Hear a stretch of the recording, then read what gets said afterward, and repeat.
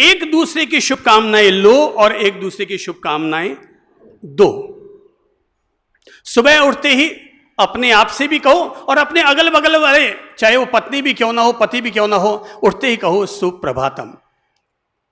हाथ जोड़ा और हाथ जोड़ के मुस्कुराते हुए कहो सुप्रभातम। हाथ जोड़ के बोलो सुप्रभातम।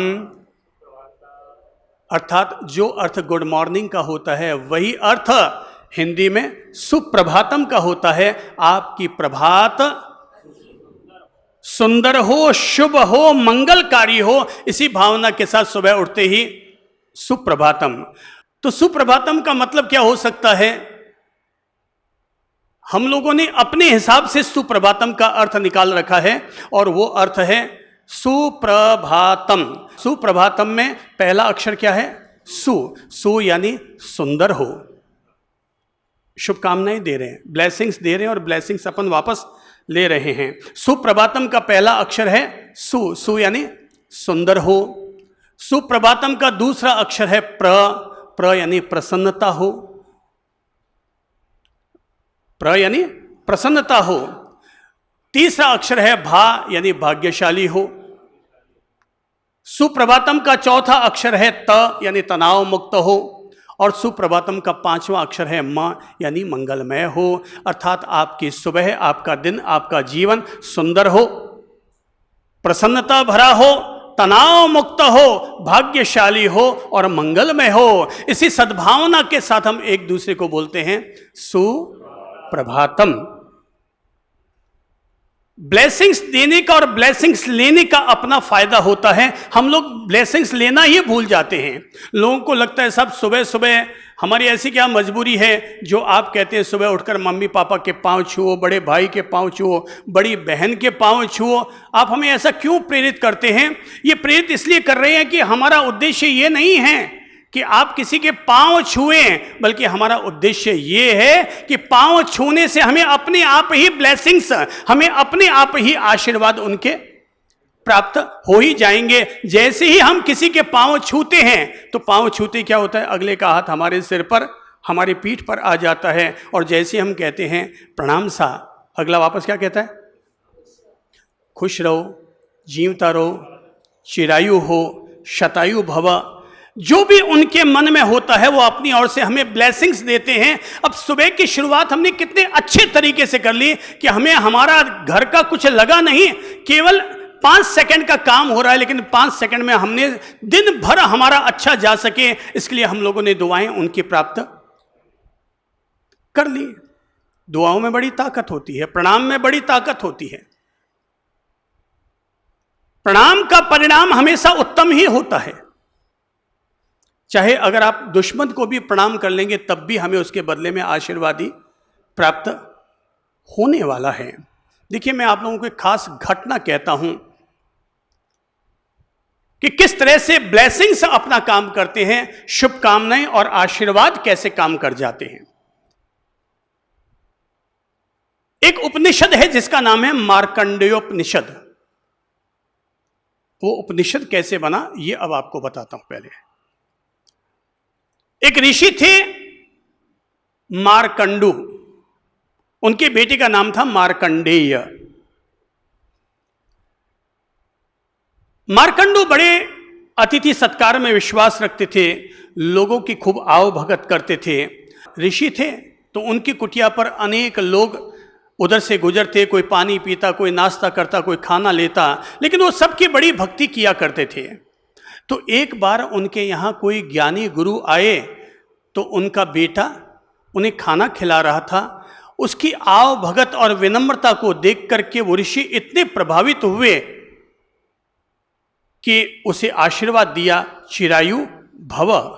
और जैसे ही आशीर्वाद दिया, उन्होंने अपनी दिव्य दृष्टि से देखा, भाई मैंने इसको आशीर्वाद तो दे दिया चिरायु भव, पर इसकी उम्र तो केवल 6 महीने की है।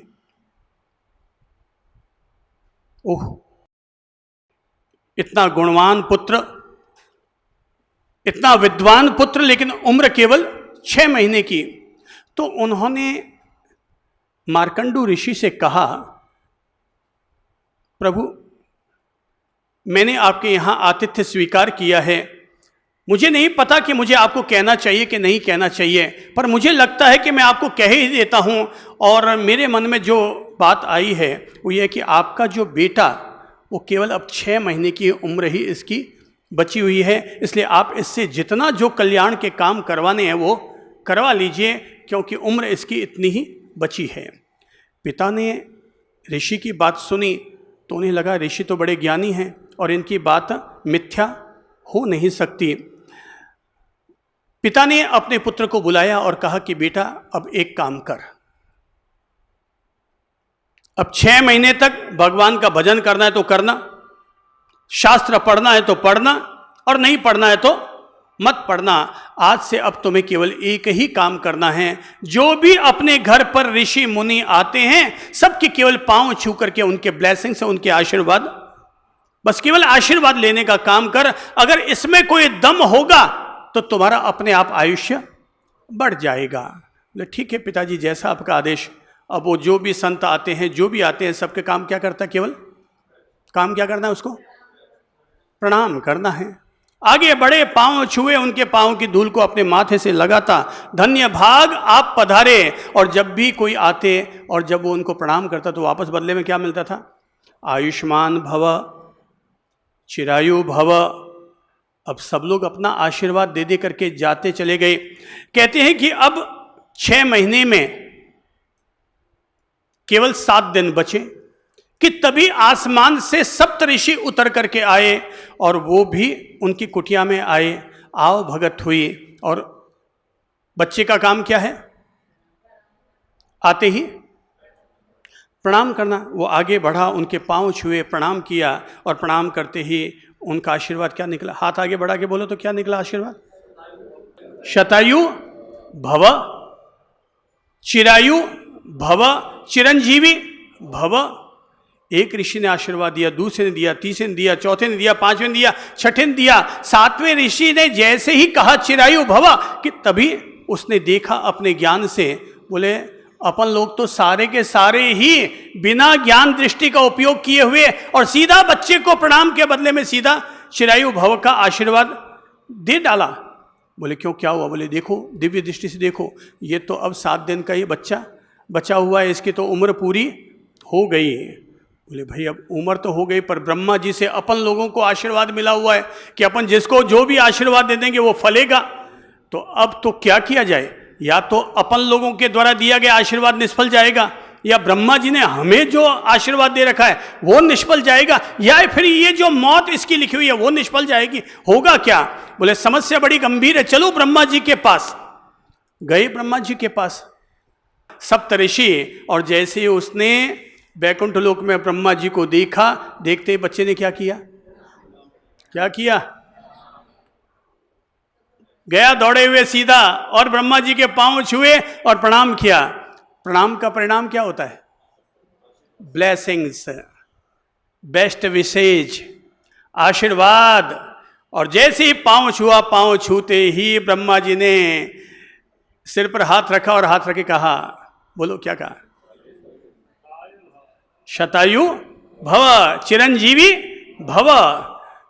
ये सुनना था कि सप्तऋषियों ने ताली बजाई। बाप जी, जो गलती हमसे हुई वही गलती आपसे हो गई। अरे जो गलती हमसे हुई वही गलती आपसे हो गई। ब्रह्मा जी चौंके, भाई ब्रह्मा से भला क्या गलती हो सकती है? बोले ब्रह्मा जी देखो इसका आयुष्य कितना है। और तभी तो यमराज चला आया, यमराज सामने चला आया, और जैसे ही यमराज वहां प्रकट हुआ, उसका तो अब समय पूरा हो चुका है।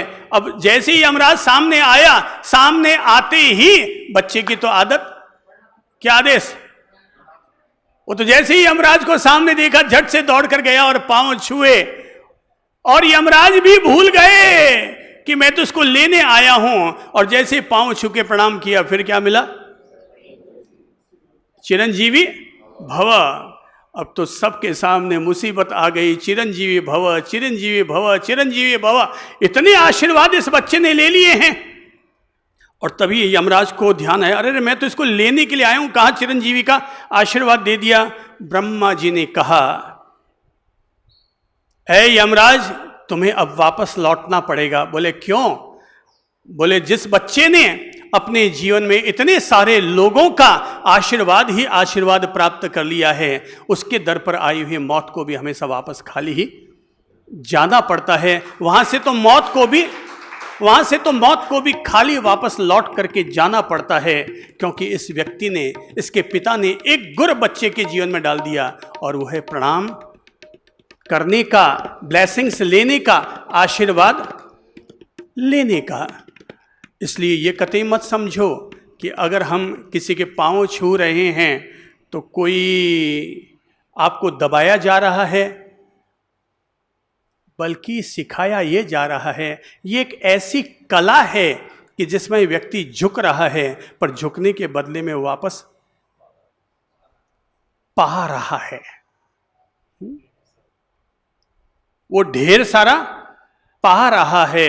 हाँ भाई, घणो सुखी रहे भाई बेटा, थारी जड़ी बहू सब ने देवे, थारे जड़ो बेटो भगवान सब ने देवे, इतो सुशील है, इतो विनम्र है।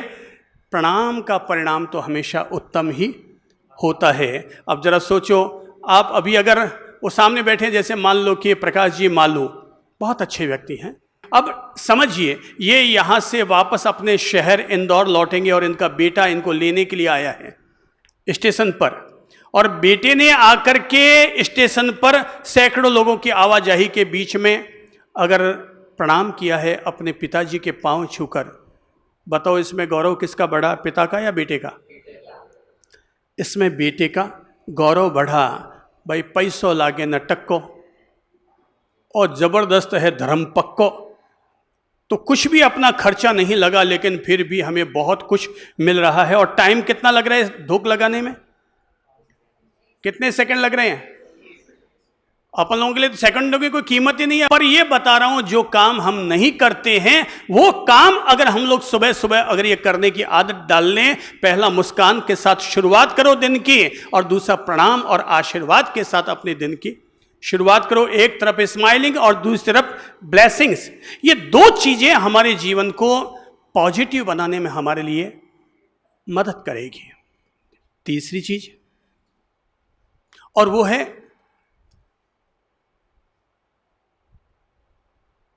Breathing exercise. प्राणायाम का एक ऐसा अभ्यास जो हमारी प्राण शक्ति को बढ़ाने में हमारे लिए मदद करता है, वो है ब्रीदिंग एक्सरसाइज। हम लोग चलते तो हैं, मॉर्निंग वॉक भी शायद कुछ लोग कर लेते होंगे, थोड़े बहुत योगा भी कर लेते होंगे, अच्छा होगा। एक्सरसाइज और ब्रीदिंग एक्सरसाइज दोनों अगर हम अपने साथ जोड़ लेते हैं तो और हमारे लिए पॉजिटिव परिणाम आएगा। अनेक लोगों की तौंद बढ़ जाती है। अब क्यों बढ़ जाती है? कुछ करते डरते नहीं है, केवल खाते हैं, खा खा करके सो जाते हैं। खाना गलत नहीं है, पर दिन भर पड़े रहना यह गलत है। हमने जो कुछ खाया है उसको वापस जलाना जरूरी है। हम लोगों ने अंगीठी में कोयले तो डालते जा रहे हैं, पर अगर वापस उसको हम बर्निंग नहीं करेंगे तो पेट बढ़ना ही है, फैट बढ़नी है, केवल मोटे ही हम लोग होते चले जा रहे हैं। एक आदमी करता धरता कुछ नहीं था, बस केवल माल खाता था, और आया हमसे कहने लगा, पंडित था तो कहने लगे, बाप जी हमारी तौन की कर छोटी करूं। तो हमने कहा थोड़ा खाना कम खाया करो। बाप जी माल तो ठोकूं, 1 किलो मिठाई छूटे कोने, जैसे ही जीम ने बैठता हूं 1 किलो मिठाई तो चाहिए ही चाहिए। घर का माल खाना हो ना तो लौकी की सब्जी रोटी खाता है आदमी, परायों का माल खाना है तो मिठाई पूरी की पूरी चाहिए।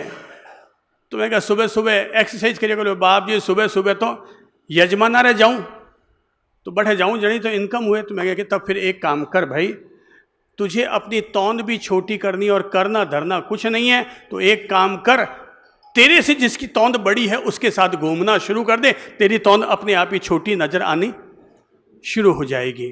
तेरे से जिसकी तौंद बड़ी है उसके साथ घूमना शुरू कर दे, फिर उसकी तौंद लोगों को नजर आएगी, तेरी तौंद नजर नहीं आएगी। हम लोग करते धरते कुछ नहीं, पर अभी इस समय कोरोना काल में यहाँ तक कि स्वयं डॉक्टरों को भी, पूरे देश और दुनिया भर के डॉक्टरों को ये बात समझ में आई कि हर किसी व्यक्ति के लिए ब्रीदिंग एक्सरसाइज करना निहायत ज़रूरी है। हर डॉक्टर बोले साहब यहाँ संक्रमण हो गया, ये हो गया, बोले कि ब्रीदिंग एक्सरसाइज लो। भाई मैं आपको ये समझाना चाहता हूँ, इस कोरोना ने आकर के सब लोगों को ये सिखा दिया है कि सभी लोग ब्रीदिंग एक्सरसाइज अवश्यमेव किया करो। 1 मिनट से शुरू करो, 2-2 मिनट से शुरू करो, 5 मिनट से शुरू करो, अपने आप वो 30 मिनट तक पहुंचनी शुरू हो जाएगी। पेट हल्का होगा, हार्ट मजबूत होगा, फेफड़े मजबूत होंगे, माइंड हमारा एक्टिव होगा। तो एक्सरसाइज करो, सबसे अच्छा है।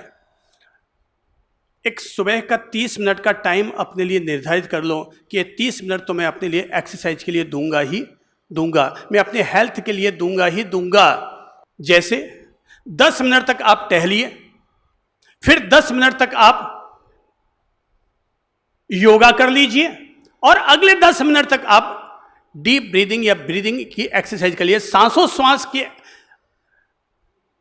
एक्सरसाइज हर कोई व्यक्ति अपने जीवन के साथ जोड़ ले।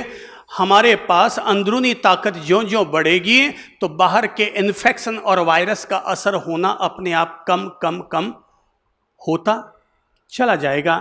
आप चाहे एक्सरसाइज में स्विमिंग कर सकते हैं, मॉर्निंग वॉक कर सकते हैं, आप योगा कर सकते हैं, खेल कूद कर सकते हैं। किसी न किसी रूप में शरीर में जो कुछ भी जमा पड़ा है चर्बी का तत्व, उसे काटना हमारे लिए जरूरी है।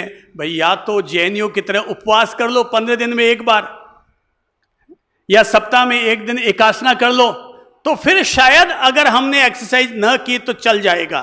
पर माल तो खाते हैं 3 टाइम, सुबह नाश्ता अलग, दोपहर में खाना अलग, शाम को खाना अलग, रात को सोते समय दूध अलग। तो फिर हम बर्निंग नहीं करेंगे तो बॉडी हमारी असंतुलित हो जाएगी। इसलिए मैंने कहा डीप ब्रीदिंग की एक्सरसाइज जरूर करो।